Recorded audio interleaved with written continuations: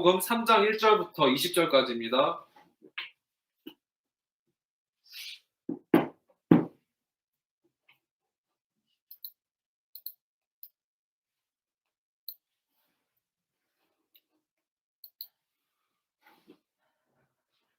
제가 읽겠습니다.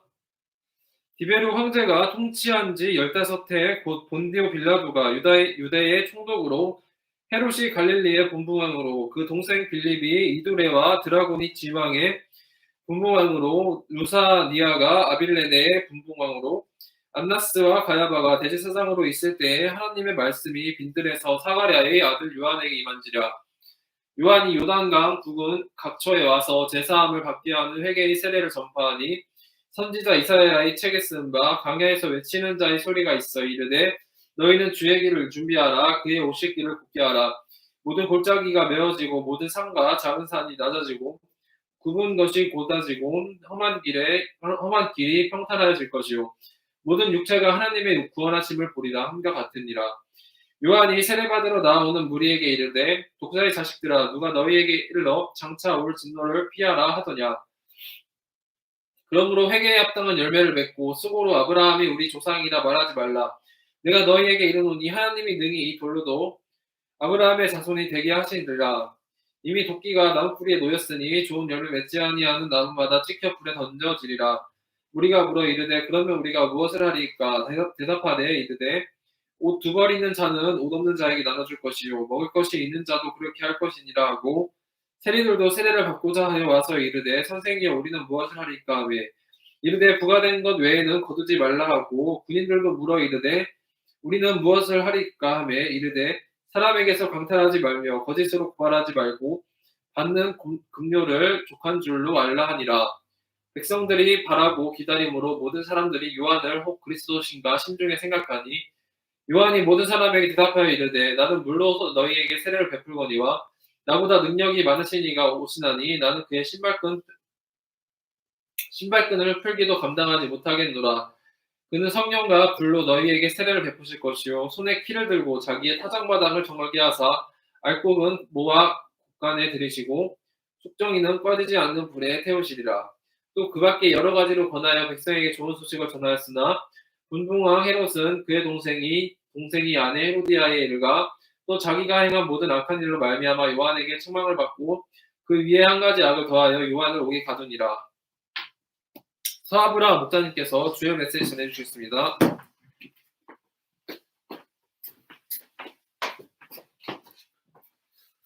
네, 안녕하십니까? 안녕하세요. 안녕하세요. 예배를 위해서 잠깐 제가 기도하겠습니다. 하나님 아버지, 오늘 누가복음 말씀을 기초로 예배드리게 하심을 감사합니다.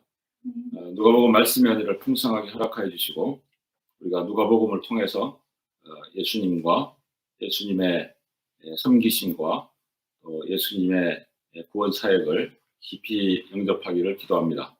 예수님 이름으로 기도했습니다. 아멘. 네, 오늘 요절 말씀은 3장 8절입니다. 3장 8절 말씀을 같이 읽어보겠습니다. 시작. 그러므로 회개에 합당한 열매를 맺고 속으로 아브라함이 우리 조상이라 말하지 말라. 내가 너희에게 이르노니 하나님이 능히 이 돌로도 아브라함의 자손이 되게 하시리라. 좀 삐뚤어져서 수평을 좀 맞춰야겠습니다.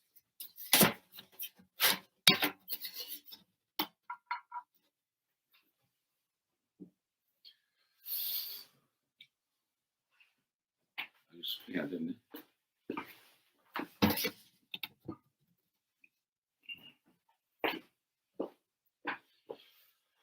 예수님께서 오시기 전 세상은 죄가 지배하고 있었습니다. 예수님께서는 죄의 어두움이 가득한 이 세상에 구원자로 오셨습니다. 오늘 말씀을 통하여 죄 많은 이 세상에서 예수님을 맞이하는 우리는 어떤 준비를 해야 하는가? 예수님을 맞이하는 우리가 어떤 사람이 되어야 하는가 배울 수 있기를 기도합니다. 1. 세례 요한의 사역. 다 같이 1절 말씀을 보십시오. 여기 디베리오는 티베리우스 황제를 말합니다. 티베리우스는 옥타비아누스 황제의 양아들이었습니다. 그는 정치와 행정을 잘 하였지만 당대의 많은 사람들로부터는 인기가 없었다고 합니다. 원로원도 그를 싫어하고 군대도 그를 싫어하고 로마 시민들도 그를 싫어했다고 합니다. 그는 로도스 섬에 들어가서 거기에 틀어박혀서 원격 통치를 하면서 일생을 거기서 마감하였습니다.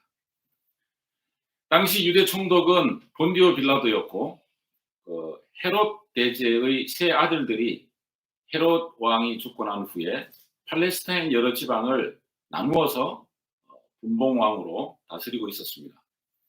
유대의 실질적인 제사장은 안나스였고 임명받은 공식 대사장은 가야바였습니다. 1절 말씀은 예수님께서 오실 때 정치적, 사회적 배경을 우리에게 가르쳐 줍니다.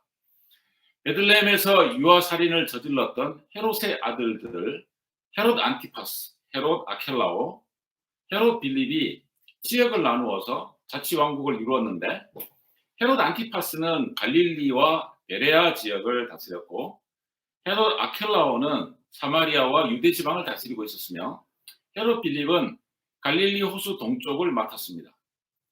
유대 분봉왕 헤롯 아켈라오는 9년 만에 쫓겨났습니다. 폰티우스 필라토스, 우리 성경에 본디오 빌라도가 총독으로 유대에 부임하여서 통치하게 된 것은 그런 이유입니다. 쫓겨난 유대 분봉왕 아켈라오는 아주 강압적이었다고 합니다. 아켈라오가 강포하였다면 갈릴리 분봉왕인 헤롯 안티파스는 부도덕하였습니다. 그는 진리를 멸시하고 향락을 추구하였습니다. 예수님께서 공생애를 시작하실 당시 세상 지도자들은 백성들의 행복과 안위에는 별로 관심이 없었습니다.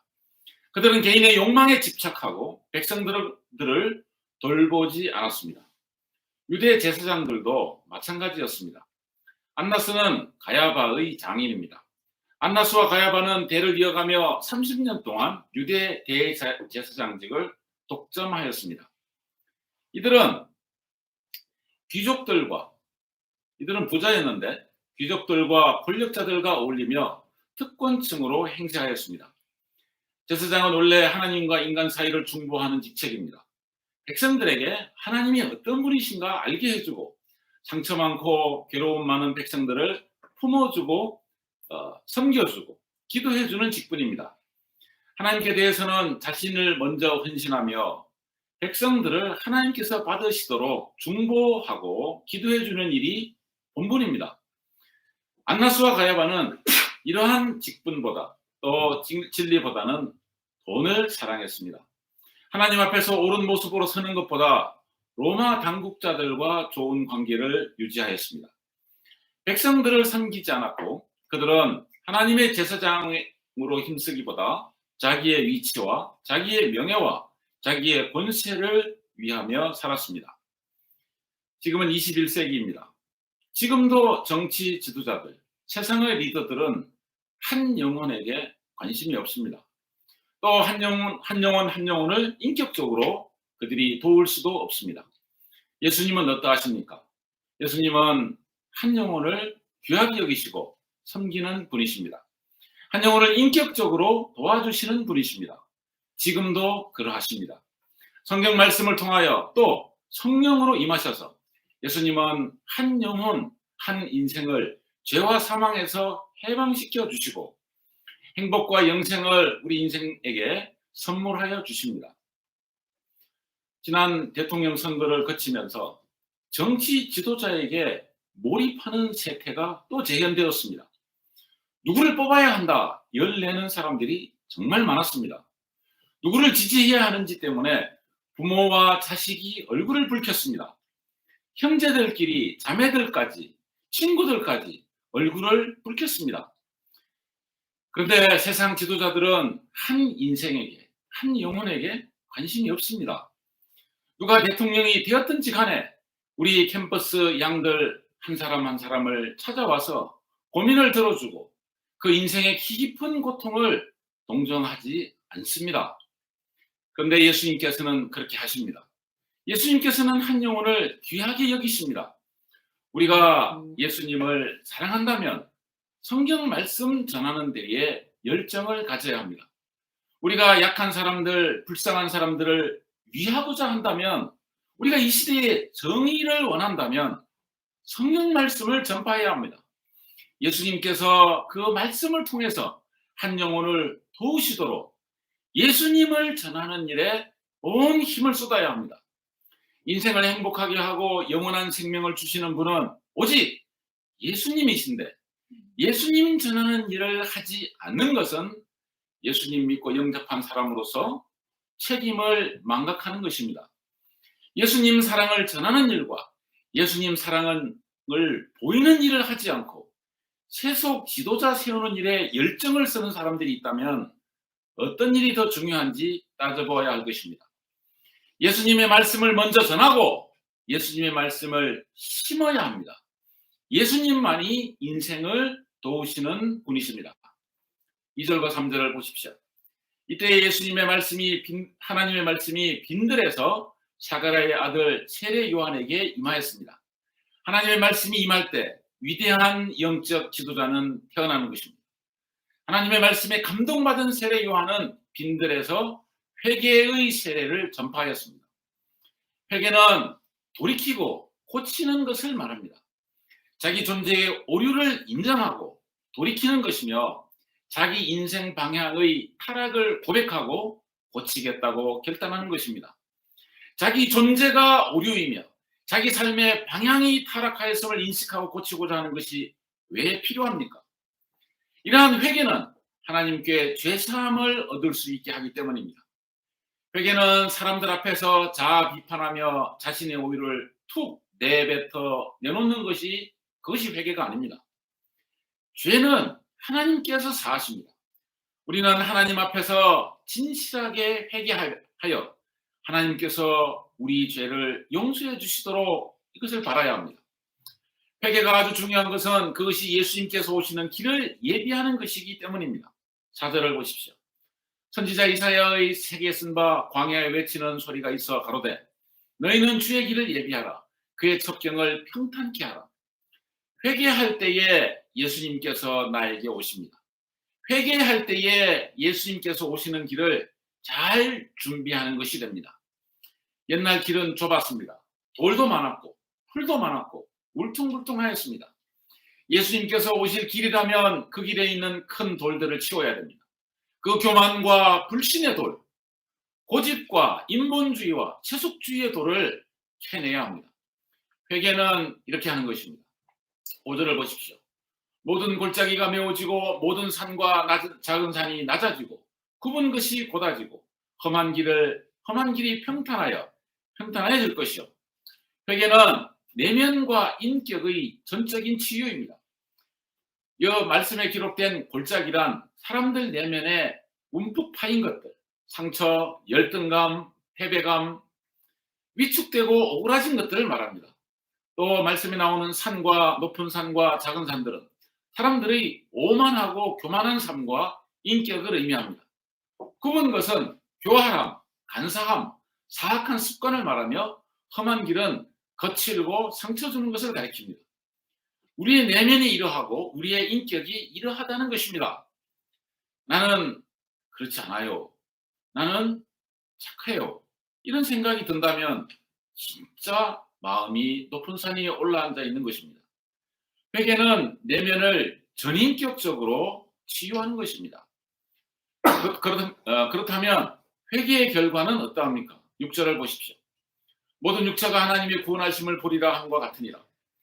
인생이 꼭 회개해야 하는 이유는 회개할 때 누구든지 하나님의 구원을 포기하게 되기 때문입니다. 모든 육체는 다 죄가 있습니다. 죄 없는 사람은 없습니다. 죄가 있기 때문에 절대로 하나님께로 가까이 갈 수가 없습니다. 신령한 열매를 맺을 수도 없습니다. 그러나 진실하게 회개할 때 하나님의 구원을 볼 수가 있습니다. 7절을 보십시오. 요한이 세례 받으러 나오는 무리에게 이르되 독사의 자식들아 누가 너희를 가르쳐 장차 올 진노를 피하라 하더냐. 세례 요한은 세례 받기 위해서 나온 사람들 속에 중심이 삐뚤어져 있는 사람들이 있음을 보았습니다. 이 사람들은 무엇 때문에 세례 요한에게서 독사의 자식이라 칭함을 받는 것입니까? 8절을 보십시오. 세례 요한에게 오는 사람들 중에는 세례만 받고자 하는 사람들이 있었습니다. 이들은 세례 요한에게 침례 자체를 자기중심적으로 받고 위안거리로 만들고자 했습니다. 그리고 사람들 앞에서 위선적으로 나 세례받은 사람이야 거룩한 척 하려는 사람들이었습니다. 세례 요한은 하나님 앞에서의 회개 세례조차 자기 야심의 수단으로 위선의 방편으로 만드는 자들의 그 타락한 중심을 보고 지적한 것입니다. 세례 요한이 그들에게 촉구합니다. 그러므로 회개에 합당한 열매를 맺고 속으로 아브라함이 우리의 조상이라 일컫지 말라. 내가 너희에게 이르노니 하나님이 너희 이 돌들로도 아브라함의 자손이 되게 하시리라. 아브라함의 자손으로 태어났다는 것에 안도하지 말고 진심으로 회개하는 사람이 되어야 한다는 말씀입니다. 회개합니다. 이렇게 말하였다고 안도하지 말고 삶에서 회개에 합당한 열매를 맺어 나가는 말입니다. 하나님께서는 돌들로도 아브라함의 자손을 만드실 수 있습니다. 아브라함의 자손이라는 것을 대단하게 여기지 말아야 합니다. 더 나아가 세례받아 놓았으니 회개한 것이다 이렇게 여기지도 말아야 합니다. 물에 한번 푹 잠기고 나왔다고 자격증 얻은 것처럼 하지 말아야 합니다. 회개하였다는 것이 삶에서 나타나도록 하라고 세례 요한은 지적하는 것입니다. 그런 회개해야만이 죄사함을 받을 수 있으며 진정한 아브라함 자손다워지는 것입니다. 올바른 회개를 하지 않을 때 어떻게 됩니까? 9절을 보십시오. 이미 도끼가 나무 뿌리에 놓였으니 좋은 열매 맺지 아니하는 나무마다 찍혀 불에 던지우리라. 그저 세례만 받아두는 사람들, 마음 중심은 변하지 않은 사람들, 삶에서 변화에 열매가 없는 사람에게 심판이 있습니다. 심판은 의외로 가까이 있습니다. 때로 임박해 있습니다. 무리들이 아브라함의 자손이라도 올바른 회개가 없으면 심판이 있을 것이다 이렇게 말하자 사람들은 놀랐습니다. 10절을 보십시오. 무리가 물어 가로되 그러하면 우리가 무엇을 하리이까? 세례 요한은 구체적인 회개에 대하여 말해줍니다. 11절에서 14절을 보십시오. 당시 유대 지역은 부자들이 로마식 노예를 고용하는 대농장을 운영함으로써 자영농들이 몰락한 시대였습니다. 복음서 여러 곳에 기록된 것과 같이 또 예수님께서 친히 말씀하신 것과 같이 농토를 잃어서 일거리가 없어서 길에서 우두커니 놀고 있는 가난한 사람들이 많았습니다. 그들은 밤이 되면 기온이 떨어져서 그 일교차가 떨어진 중동의 밤에 추위에 벌벌 떨면서도 자신과 아이들을 덮어줄 것이 없어서 고통받았습니다. 유대인들이 허리나 어깨에 말아서 걸치고 다니는 그 겉옷은 밤에는 추위를 막는 이불이 되어 주었는데 그것을 2개 가지고 있다면 기꺼이 그중 하나를 없는 사람들에게 주어서 그들이 추운 밤을 잘 보내도록 긍휼을 베풀어 주라는 말씀입니다. 이렇게 하는 것이 회개에 합당한 열매를 맺는 것입니다. 이웃의 고통을 외면하지 않는 것, 이웃의 결핍에 먼저 관심을 가져주는 것이 회개입니다. 세리들은 거두기로 한 것 외에 더 거두지 말아야 합니다. 세리들이 정한 세금보다 더 거두는 것 때문에 유대인들의 반란이 일어나고 결국 전쟁까지 일어나서 결국 유대인들은 로마에게 110만 명이 넘는 사람들이 진멸을 당하고 나라가 없어지는 결과를 낳았습니다. 세리들이 맺어야 할 열매는 정한 새만 거두는 것입니다. 또한 티베리우스 황제의 시대에는 더 이상 정복 전쟁이 필요 없어진 시대였습니다. 더 이상 정복하지 않았고 진지와 국경만을 지키는 그런 시대였습니다. 진지만을 지키는 군대는 내부에서 문제를 일으키기 시작하였습니다. 나가서 싸우라고 부여해준 무기를 가지고 자기 백성들을 위협하고 협박하는 데 썼습니다. 그들은 권세와 무력을 잘못 사용하였습니다. 군인들은 폭력을 가지고 돈을 뺏지 말아야 합니다. 요즘도 그러합니다. 21세기 한국 사회의 노동 문제는 노사 갈등이 아닙니다. 노노 갈등이 날카롭게 나타나고 있습니다. 서구 사회에 인종차별이 있다면 우리나라에는 정규직에 의한 비정규직 차별이 있습니다. 백인들의 흑인 차별은 표면적이진 않습니다. 암묵적이고 구조적으로 교묘하게 드러나지 않게 이루는 데 비해서 우리나라의 이 차별은 우리나라의 노동자들을 향해서, 외국인 노동자들을 향해서 피부색이 짙은 사람들에 대해서 욕부터 하고 나가라! 얼굴색이 왜 그 모양이냐? 식당 주인들이 쫓아내는 일도 있다고 합니다. 우리의 차별은 노골적이고 아주 저열합니다. 그와 같이 노사 갈등도 사측은 노동법 때문에 노동자 권리를 공식적으로 표면적으로는 인정해주고 보장해줍니다. 그에 비하면 정규직의 비정규직의 사내 차별은 또 정규직의 비계약직 근로자에 대한 멸시와 불이익과 착시는 대놓고 노골적으로 이루어집니다. 노골적이고 그리낌이 없습니다. 우리 센터 학생 목사들이 모두 안정된 회사에 취업하고 있습니다. 우리 청년들이 좋은 곳에 취업하면 그런 사람이 되지 말아야 합니다. 무엇보다도 목자의 직분을 잘 감당해야 합니다. 신세대 목자들은 목자만 되었다고 안도할 것이 아니라 그 무관심을 극복해야 합니다. 죄 문제를 안고 어둠 속에서 살아가고 있는 캠퍼스의 다른 그 학부 학생들에게 관심을 가져야 합니다. 두 벌 옷을 가지고도 밤에 덮을 것이 없어서 고통하는 이웃 사람들을 외면하는 것과 같은 그 무관심을 회개해야 합니다. 자기는 부모님의 섬김과 또 목자들의 섬김, 이 두 벌 옷을 가진 사람입니다. 관심도 없이 방치되고 있는 캠퍼스 양들에 대해서 그 사랑을 나눠줄 줄 알아야 합니다. 삶의 열매는 그 사람의 인생 방향의 결과물입니다. 무엇을 소중히 여기고 무엇을 사랑하였느냐에 따라서 열매가 그대로 나타나는 것입니다. 파트 2, 하나님께서 기뻐하시는 아들. 15절을 보십시오. 사람들은 거침없이 백성들의 영적 문제를 지적하는 세례 요한에 대하여 혹시 그리스도가 왔는가 궁금해지기 시작했습니다. 그들에 대하여 세례 요한은 분명하게 증언합니다. 16절과 17절을 보십시오. 요한이 모든 사람에게 대답하여 가로되 나는 물로 너희에게 세례를 주거니와 나보다 능력 많으신 이가 오시나니 나는 그의 신들매를 풀기도 감당치 못하겠노라.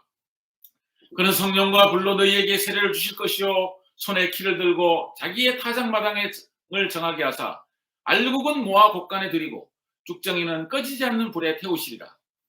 세례 요한은 자신에 대해서는 물로 세례를 줄 뿐, 물로 세례를 주는 사람일 뿐이라고 단언합니다. 자신은 메시아가 아니라고 분명하게 밝힙니다. 자신은 회개의 세례를 베풀어서 그의 앞길을 예비하는 일을 할 뿐이라고 밝힙니다.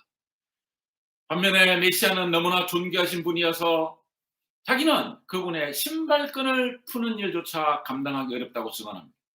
세례 요한이 증언하는 예수님은 구체적으로 어떤 분이십니까? 예수님께는 말씀의 능력이 있습니다. 예수님께서 죄와 사망을 이기시고 어둠을 물러가게 하십니다. 예수님께서 능력으로 우리 인생의 연약함과 우리 인생의 질병들을 다 고쳐주십니다. 예수님께서는 모든 귀신들을 내어 쫓아주시고 사단의 권세를 제압하는 권세를 가지고 오십니다. 예수님께서 우리를 죄와 사망으로부터 구원해 주시는 능력의 주님이십니다. 이 예수님께서 지극히 높으신 하나님의 아들 만유의 주님이심을 우리는 알 수가 있습니다. 세례 요한은 예수님께서 지극히 높으신 하나님의 아들이시므로 자기는 예수님의 발에도 못 가고 신발끈도 못 풀겠다고 고백합니다. 예수님께서는 육신을 몸을 입고 이 땅에 오신 그리스도 하나님의 아들이십니다. 또한 예수님께서 우리에게 성령 세례를 주십니다. 성령이 임하면 인간은 본질적이고 영적인 변화가 일어납니다. 성령은 영으로 계시는 하나님으로서 예수님을 그리스도로 영접한 자에게 임하십니다. 비록 죄인일지라도 예수님을 믿고 영접하여 성령의 세례를 받으면 그리스도의 성품과 그리스도의 인격을 덧입어 나갈 수 있습니다. 영원한 하나님 나라 소망을 그 안에 소유하는 것입니다. 결국 예수님께서는 세상을 심판하십니다. 17절을 보십시오. 손에 키를 들고 자기의 타작마당을 정하게 하사 알곡은 모아 곡간에 들이고 쭉정이는 꺼지지 않는 불에 태우시리라. 예수님께서는 장차 이 세상에 대하여 심판하시는 재림의 주로 다시 오십니다. 그러나 하나님의 말씀과 사랑을 불신하는 자들과 두려워한 자들과 순종치 아니한 자들과 모든 육체에 속한 자들을 심판하십니다. 그날 예수님 믿고 영접하여 주 예수께 속한 자들은 심판을 보지 아니합니다. 영원한 하나님 나라에 거합니다. 그렇지 아니한 자들은 예수님의 준엄한 심판을 받을 것입니다. 알곡은 천국에 들이시고 쭉정이는 영원히 타오르는 불에 태워 던지실 것입니다. 18절에서 20절을 보십시오. 세례 요한은 분명한 여러 증거로 예수님께서 오시는 좋은 소식을 전하였습니다. 하지만 헤롯은 세례 요한을 통해서 주시는 하나님의 굿뉴스를 듣고도 영접하지 않았습니다. 그는 유대 율법에서 금하는 정욕의 죄, 동생의 아내를 취하는 그 정욕의 죄를 지었으며 그것도 모자라서 그 문제를 지적하는 세례 요한을 잡아 가두는 죄까지 범하고 말았습니다. 이것이 죄인들의 특징입니다. 예나 지금이나 죄인들의 특징은 특히 회개하기를 거부하는 죄인들은 언제나 죄를 지적하는 사람을 오히려 죄인 만들어버리는 법입니다. 죄를 회개하기 싫어하는 사람일수록 죄를 지적하는 사람을 죄인 만들어버리는 기술이 굉장히 뛰어납니다. 말씀을 마무리하겠습니다. 예수님께서 이 세상에 오셨을 때 세상의 지도자들은 자기들끼리 잘 먹고 자기들끼리 잘 살고 있었습니다. 부자는 부자끼리, 귀족은 귀족들끼리, 자기들끼리 잘 살았습니다. 예수님께서 세상에 오셨을 때 제사장들, 목자들도 권력과 보타며 돈 좋아하고 욕망을 채우며 살았습니다.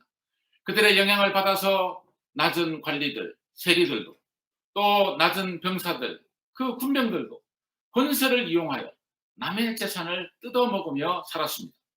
백성들도 어찌하면 일 덜하고 돈 많이 벌며 살까 그러한 궁리를 하며 살았습니다.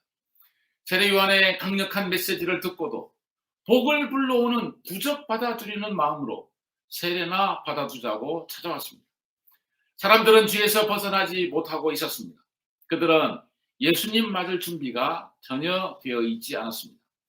이런 사람들은 예수님께서 오셔도 예수님께서 말씀하셔도 한 귀로 듣고 한 귀로 흘리는 사람이 되는 것입니다. 그러므로 회개에 합당한 열매를 맺고 속으로 아브라함이 우리 조상이라 일컫지 말라. 세례 요한은 회개에 합당한 열매를 맺으라고 촉구함으로써 스스로 열매 맺고자 투쟁하도록 하였습니다. 그래봤자 열매는 맺지 못하겠지만 세례 요한의 이 메시지가 그 시대 사람들로 하여금 스스로 부끄러움을 알도록 하였습니다. 회개하지 않을 때 심판이 있음을 전하여 회개할 결심을 하도록 하였습니다. 세례 요한의 이러한 메시지로 인하여 백성들은 예수님께서 오셨을 때 그 말씀을 귀담아 들을 수 있는 열린 마음이 될 수가 있었습니다. 회개에 합당한 열매를 맺고 오늘 이 메시지를 들으면서 마음이 아프고 왜 내가 열매가 없을까? 마음에 부담이 온다면 더 나아가서 예수님 앞에서 고개 들 수가 없이 괴로운 답답한 마음이라면 그분은 하나님의 사람입니다. 곧 열매 맺을 가능성이 큽니다. 하나님께서 함께 하시기 때문입니다. 예수님을 내면에 모시는 실제적인 생활을 하시기를 기도합니다. 예수님과 늘 함께하는 사람이 되고자 진실한 회개를 하고 회개에 합당한 열매를 맺으시기를 기도합니다. 이러한 준비를 하는 그러한 주의 종들이 되시기를 기도합니다.